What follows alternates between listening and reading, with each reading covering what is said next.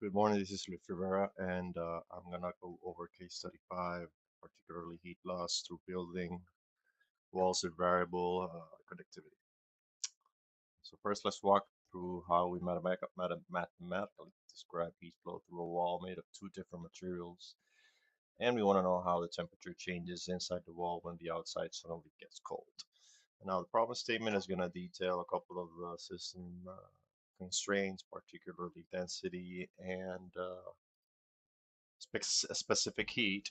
So let's start first going over the governing partial differential equation.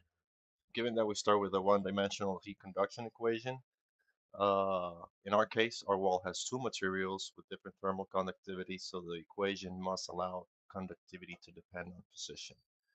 Um, on the left-hand side of the equation, we have a temperature gradient, basically being how fast temperature changes with time. On the right side is the divergence of heat flux. You're going to see the term here within the parentheses being heat flow, and the outer derivative tells us how that flow changes from one point to another.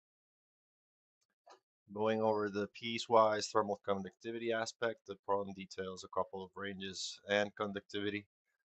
So let's first define the conductivity function for that. We have a 20 centimeter thick wall. From 0 to 10 centimeters, we have a material with high conductivity. And from 20 to 20 centimeters, we have insulation.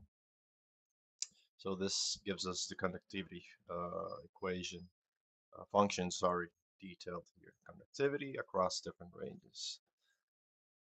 This means essentially that the heat flows easily on the first layer and slowly on the second. Going over the initial conditions, the system stated that the problem statement stated that before the outside temperature drops, the entire wall is at 20 degrees Celsius. This gives us the initial condition here. Uh, Regarding the boundary conditions and why they matter, the surface of the wall the surfaces of the wall are held at fixed temperatures, particularly X at zero surface here, the building should stay warm at 20 degrees Celsius, and on the surface at X equals dot 2, the temperature should drop to minus 5 degrees Celsius.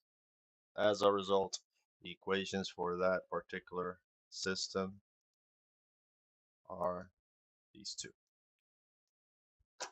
Regarding the interface conditions, there's going to be a boundary of two materials, or at the boundary of two materials, being the dot 1 meter threshold. The math here must enforce two physical requirements. The first one being temperature conductivity, uh, being detailed here. What this means is that temperature must be continuous. You can't have a sudden jump in temperature where two solids touch. Should that would have been the case, that would have been the impossible um, real world or impossible idealistic scenario of infinite heat flux. The other reason why the system is bounded by these two physical requirements is we also have the heat flux continuity as detailed in this equation here. So heat for the reason for this particular constraint is because heat flux has to match on both sides. Heat leaving the first material must equal heat entering the second. So this is basic energy conservation theory. However, because K1 in this particular case is much larger than K2, the delta T over delta dx time change will be steeper in the insulation layer, showing up in the later temperature profiles that I will relay here. So this is the plot for the temperature uh, osmosis. So let's go over how or what this particular plot wants to communicate. So let's go first into the pinch point, the dot one pinch point, closer to the left point of this plot. I shifted this a bit to the right so that we could see the overarching consequences.